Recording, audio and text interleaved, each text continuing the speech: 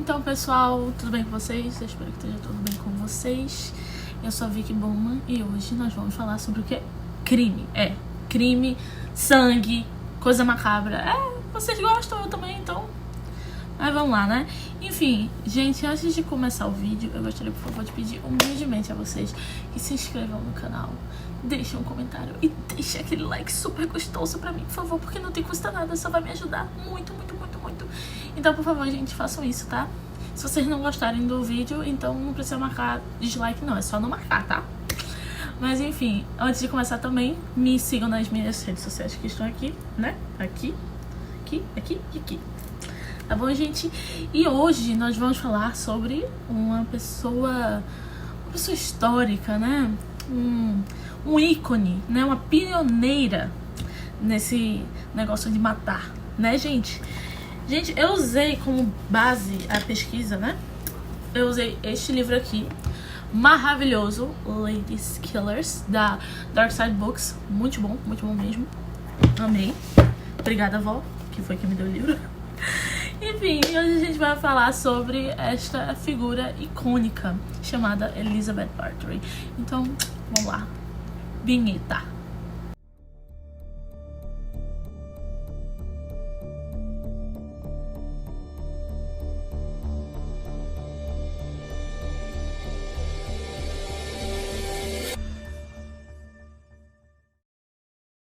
Então, pessoal, hoje vamos falar sobre a Elizabeth Bathory, a Condessa de Sangue, considerada a primeira serial killer do mundo, nascida em 7 de agosto de 1560. Desde muito nova, desde criança, as más línguas diziam que ela sofria de crises epiléticas bem fortes. Seus pais eram primos e, como a maioria dos clãs europeus dessa época, eles tinham uma inclinação à loucura.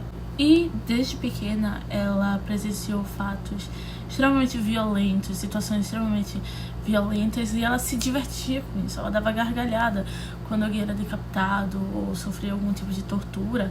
Ela se divertia, entendeu? Ela gostava daquilo, desde pequena.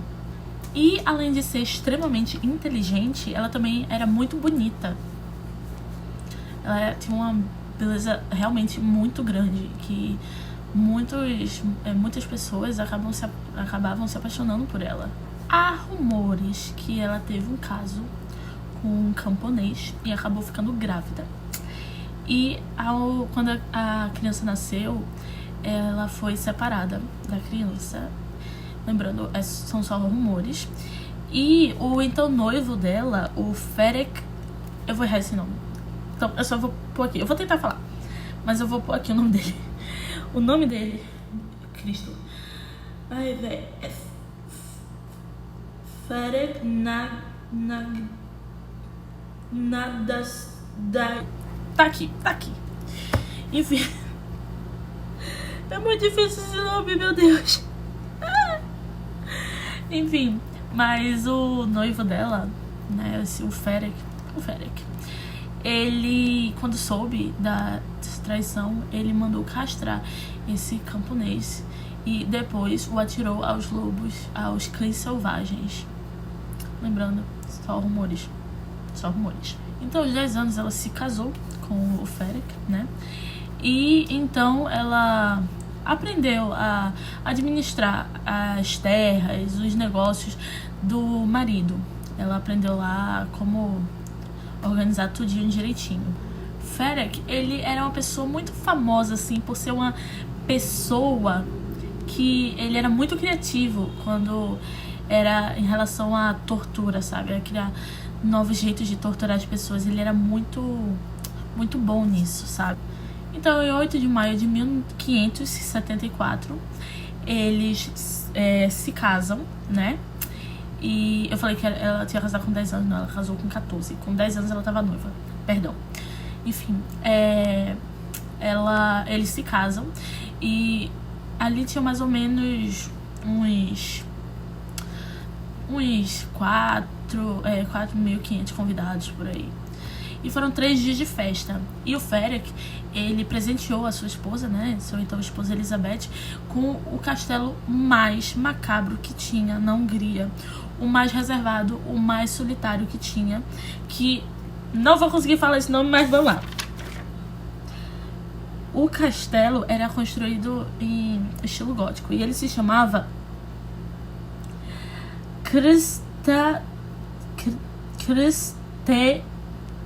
Tá aqui, meu Deus. Para de passar vergonha, Vitória. Tá aqui. Enfim. E eles mal se viam, pra falar a verdade. Inclusive, depois de 3 anos de casamento, o Ferek, ele foi pra guerra lutar contra os otomanos. E com a guerra, a Hungria estava ficando extremamente pobre, sem recurso nenhum. Menos a Elizabeth e o Ferek. Porque o Ferek, ele estava roubando os tesouros otomanos, assim que ele conseguia, né, matar essas coisas, ele roubava o tesouro. E então chegou a um nível em que o rei estava endividado e a Elizabeth e o Ferek, eles emprestam esse direito ao rei. Então eles tinha até o rei devendo coisas para eles. Então eles, tipo, sabe, são os donos do pedaço, mais importante que o rei. E em 1591, o Ferek, ele volta para a guerra, que é a guerra conhecida como a Guerra dos 13 Anos. E ele, como eu disse, ele amava a guerra. Não sei se disse isso, mas enfim. Ele amava a guerra. E demais, assim. Ele era conhecido como o Cavaleiro Negro da Hungria. Porque ele gostava de torturar os seus oponentes antes de matá-los de fato. Era diversão pra ele, sabe? E por causa de todos esses eventos e eles quase, né, não se viam, demorou 10 anos pra eles terem o primeiro filho deles, né? Não era questão biológica nem nada, era só porque eles quase nunca se viam mesmo. Bom, eu já falei que eles não se viam muito, mas eles compartilhavam de um interesse em comum, que era a tortura. Ferek até ensinou a sua esposa a queimar os pés das criadas de uma forma bem criativa, bem diferente, sofisticada até. Ele chamava de chutar estrelas. Ele até teria comprado para sua esposa Elizabeth uma luva tipo do Freddy Krueger, sabe? Uma luva com as lâminas para ela poder torturar, cortar os criados. Então é tipo aquela luvinha do Freddy Krueger mesmo, sabe? Ferek, ele era uma grande inspiração para Elizabeth. Mas em 1601, uma nova personagem chegou ao nosso conto de terror. O nome dela era, eu vou errar, mas vamos lá. O nome dela era Anna Dorvolia. Eu sei que tá errado, mas enfim. E se Ferek ensinou Elizabeth a torturar, Anna ensinou Elizabeth a matar. E houve uma revolta anti-feudalista em 1514. Os camponeses, a classe assim, operária, né, eles perderam muitos direitos. Isolada em seu castelo e acima da lei, Elizabeth se divertia com todas as suas torturas, as suas crueldades, que não passaram despercebidas pelos pastores, que começavam a desconfiar de algo que estava acontecendo, porque meninas eram recrutadas para trabalhar com ela, só que ninguém mais sabia dessas meninas e tinha um número alto de funerais de corpos aparecendo que seriam vítimas da cólera. A coisa ficou tão séria que um dos pastores ficou cara a cara com Elizabeth e a chamou de assassina. Em 1604, Ferek morre. E com a morte dele, os criados notaram uma diferença no comportamento da condessa. Ela estava ficando cada vez mais violenta. Ela estava com 44 anos de idade, então talvez fosse uma crise de meia-idade, já que ela não era mais aquela jovem menininha. Dizem que ela era muito vaidosa, sabe? Então, ela começar a envelhecer talvez fosse um choque para ela. Elizabeth se tornou fanática, obcecada em torturar e matar criadas, principalmente mulheres jovens. Ela as convidava, meninas de aldeias próximas aonde ela estava, para trabalhar com ela no castelo. E então, quando elas cometiam um erro ou não tinham mais valia, ela as torturava e as matava. e jogava os corpos para fora do castelo para os lobos comerem. A condessa, então, ela reuniu um grupo macabro. Eram eles... Eu vou falar errado os nomes de novo.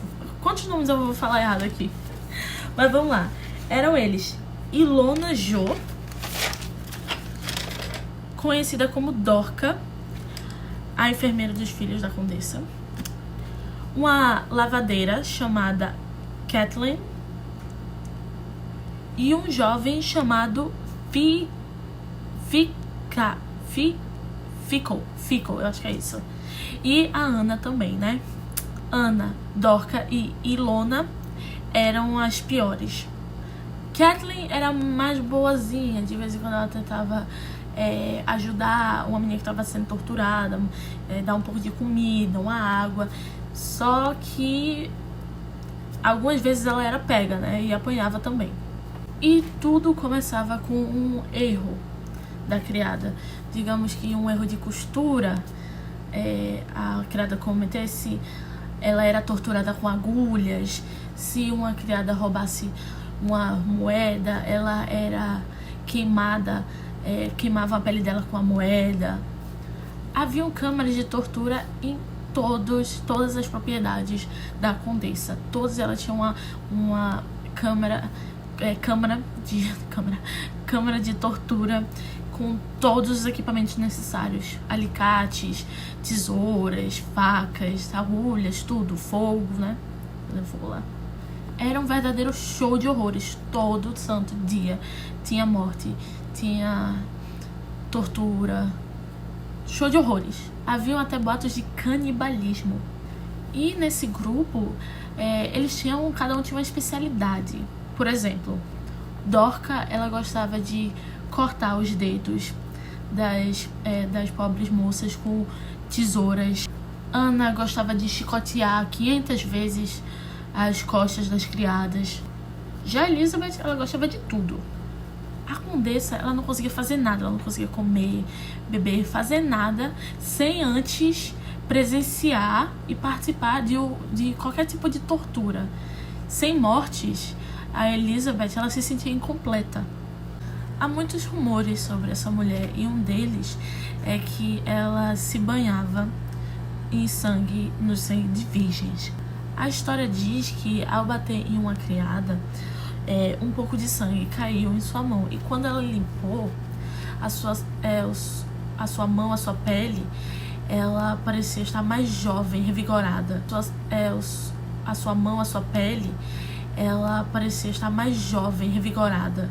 Desde então, ela começou a tomar banhos diários em sangue das jovens, mais ou menos, para ser mais exato, pelas 4 da manhã. Não sei porque às 4 da manhã, mas esse era o horário que ela tomava esses banhos.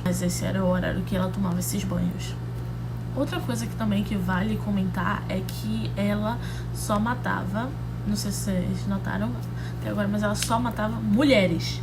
Só mulheres, ela não matava homens, só mulheres.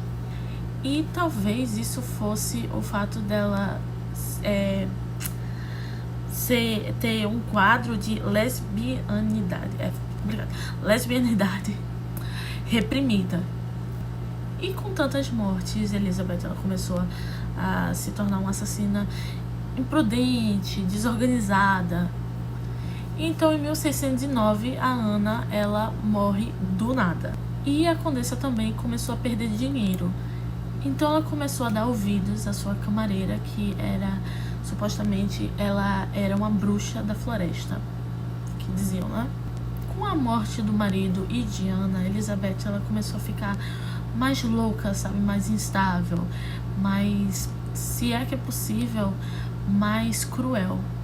E também estava precisando desesperadamente de dinheiro. E o sangue dos camponeses, das camponesas, não estava mais surtindo efeito.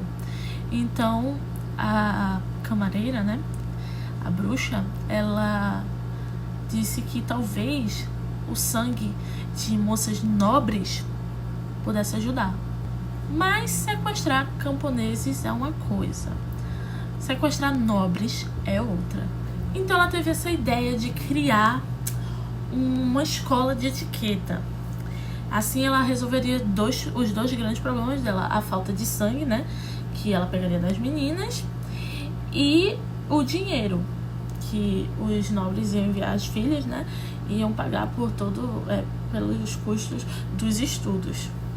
E depois de os nobres começarem a sentir falta das suas filhas, né, das suas meninas, ela deu a desculpa de que uma das meninas tinha ficado com ciúme das outras e teria matado todas as meninas e depois cometeu suicídio. Que é uma desculpa bem esfarrapada, né? Mas foi o que ela disse. E obviamente que a nobreza não acreditou. E com tantas evidências de tortura, né, o rei ele foi obrigado a agir contra a Elizabeth. Então, em fevereiro de 1610, o rei contratou esse cara aqui. Não vou conseguir falar esse nome. Mas enfim, ele contratou esse cara para investigar a condessa.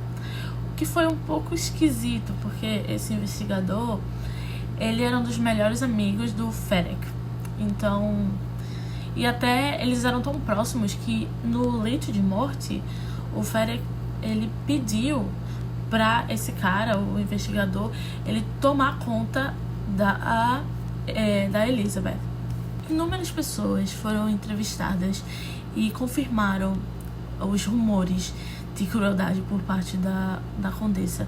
Cerca de 175 garotas foram assassinadas, torturadas e assassinadas.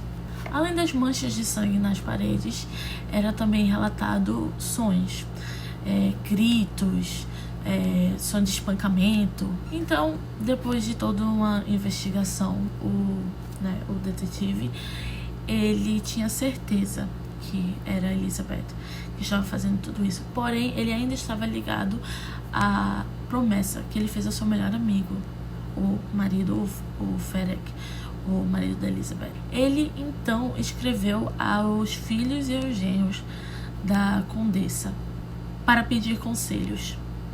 Eles disseram que ele poderia continuar investigando o caso, porém, eles fariam isso com a condição de que ela nunca seria julgada. Então o detetive estava pronto para agir e ele foi junto com o rei para um jantar de Natal no castelo onde estava a Elizabeth.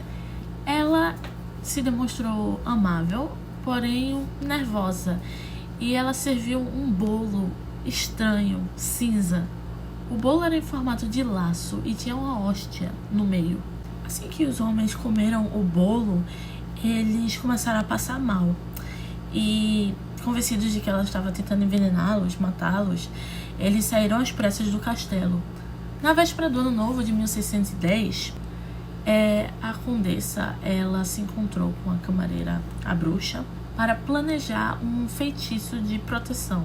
E pediram para um escriba, né, anotar. A bruxa então disse que estava tudo perfeito para o feitiço, então elas começaram. Elas diziam: ajude-nos, ó céu, ajude-nos, dê saúde a Elizabeth Bathory, envie-nos 60, 70 gatos, 90 gatos. E com esse ritual elas diziam que era para os gatos acabarem com a vida do rei e do investigador. Ou seja, a coisa só tá ficando pior e pior. Mas ela não sabia que o investigador estava escondido, a observando, pronto para pegá-la no ar. Assim que Elizabeth voltou para os seus aposentos, o investigador então invadiu o castelo com uma equipe de homens e policiais armados. Então, dentro do castelo, eles acabaram tropeçando no corpo de uma garota morta e se depararam com mais outras duas agonizando. O som dos gritos dava para ser ouvido e eles seguiram esses sons e eles chegaram até a câmara de tortura e chegaram lá enquanto estava sendo feito o ato. Ela estava lá com a mão na massa e eles conseguiram pegar ela no ato. Não se sabe se o investigador de fato conseguiu pegá-la no ato, mas ou se foram os funcionários, né, que falaram, mas o que aconteceu mesmo é que ele conseguiu provar que ela estava fazendo tudo aquilo de que era acusada. Então ela foi arrastada para fora do castelo e foi obrigada a dizer onde estavam as meninas mortas, as covas. E ela, enquanto era levada para fora do castelo, ela gritava pelos corredores, clamando a sua inocência, dizendo que tudo era um plano dos criados. Botei um casaquinho aqui porque tô com frio, né? Não se sabe exatamente quantas meninas Elizabeth matou, mas o rei dizia 300 e uma criada dizia cerca de 650 mulheres. Ilona, Jo, Dorca e Fixo, não vai sair, receberam a pena de morte. Ilona e Dorca tiveram os seus dedos arrancados com pinças de ferro em brasa pelo o que elas fizeram, pelas crueldades, as torturas que elas aplicaram às meninas. Fixo, por causa da idade, recebeu uma pena mais leve. Ele só foi decapitado. E Kathleen foi jogada em uma cela de prisão. Gente, como essa luz é forte, olha só. Meu Deus do céu. Meu pai. Olha como fica a minha cara. Parece que eu sou um anjo. Meu Deus. Só dormindo mesmo.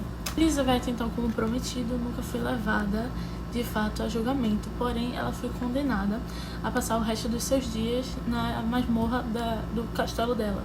A própria masmorra dela. E ela nunca se arrependeu de seus atos. Padres, pastores foram lá conversar com ela, mas ela nunca demonstrou nenhum arrependimento. Quando perguntava a ela sobre a dor que ela estava infligindo às pessoas, aos parentes das meninas, ela simplesmente sorria e dizia que os parentes ricos, poderosos dela iam tirar ela daquela punição, sabe? Elizabeth, ela odiava, acima de todo mundo, o Turso, o detetive. E teve uma vez que ele estourou assim com ela, gritou, dizendo: você é um monstro selvagem, e nananã. E, porém, será que Elizabeth Bathory realmente é esse monstro? Porque com os séculos seguintes, vários estudiosos, pesquisadores encontraram evidências de que talvez ela pudesse ser inocente. Eles dizem que toda essa confusão foi o detetive que armou. E o rei, por ele tá devendo tanto, tá tão ligado assim, tão preso aos Bathory. E também de que as confissões retiradas dos funcionários dela, eles falaram tudo aquilo sobre tortura. Então, e não houve julgamento também, então eles também questionam isso. Então, gente, eu dei um ajuste na luz. Espero que dê certo, porque antes estava muito claro. Mas agora acho que melhorou, né? Acho que melhorou. Essa luz muito forte. Mas voltando. Mas esses rumores, né, que o rei queria tomar as riquezas dela e esse negócio de tortura não levava em conta certos fatores culturais e históricos. Não se sustentava. Quando o marido, né, da Elizabeth, ele morreu, o filho dele tinha 6 anos de idade e ele ficou com a herança, as terras, né? E quando ele tinha 14 anos, ele começou a, de fato, trabalhar nela. E quando a Elizabeth ela foi presa, né, julgada, ela não tinha todas essas faixas de terra, ela não estava tão poderosa quanto era antes. E só ela não bastaria para o rei acabar logo com essa dívida. Teria que ser todo o clã Bathory. E além das regras e eu vou ter que ler, as regras do Tea-Party-Tum, o detetive, não podia obter ganhos financeiros ou materiais ao processá-la. Ele não podia ter prendido eles apenas para ficar rico, sabe? Ele não podia ter feito isso. Outro ponto que dizem também da Elizabeth, que ela é inocente, é que o detetive ele começou a investigar as coisas ali quando ele não tinha essas acusações fortes.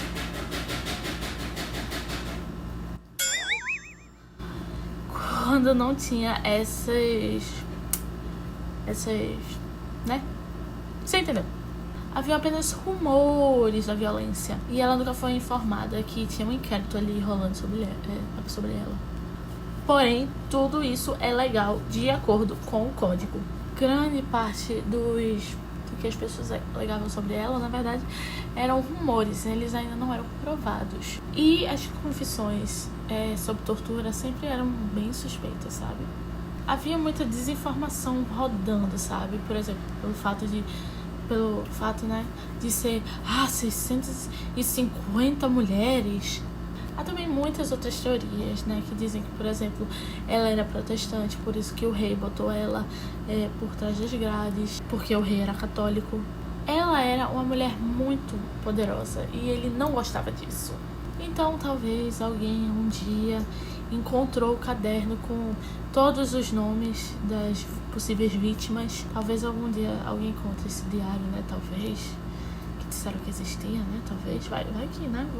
Vamos ver, né? Tudo é possível. Bom, com tudo isso, né? Como eu falei, aconteceu, ela foi presa nas masmorras, as próprias masmorras dela, né? E o nome dela foi tirado da sociedade, né? Então ninguém mais comentava, falava nada sobre ela.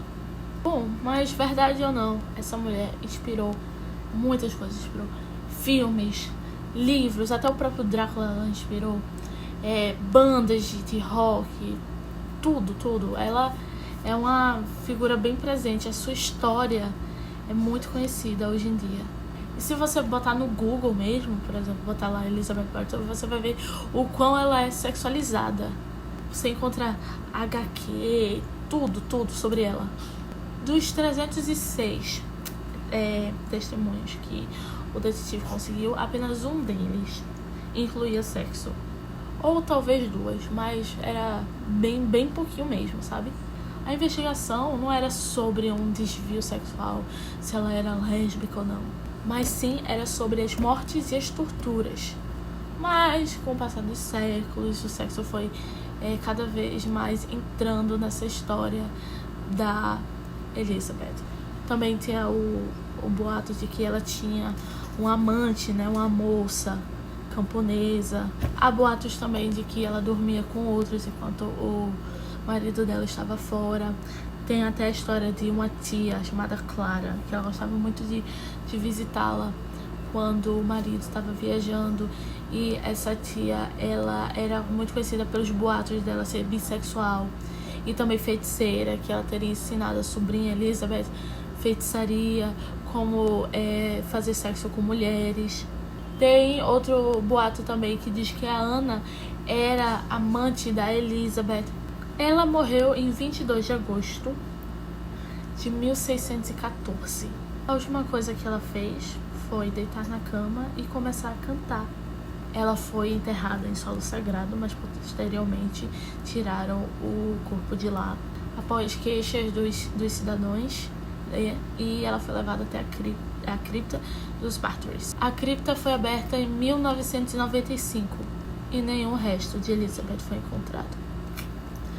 Então, pessoal, esse é o fim, né, da nossa história, né, da Elizabeth Bathory. É horrível o que essa mulher fez, né? Provavelmente fez com essas meninas, pobres meninas jovens, com a vida toda pela frente.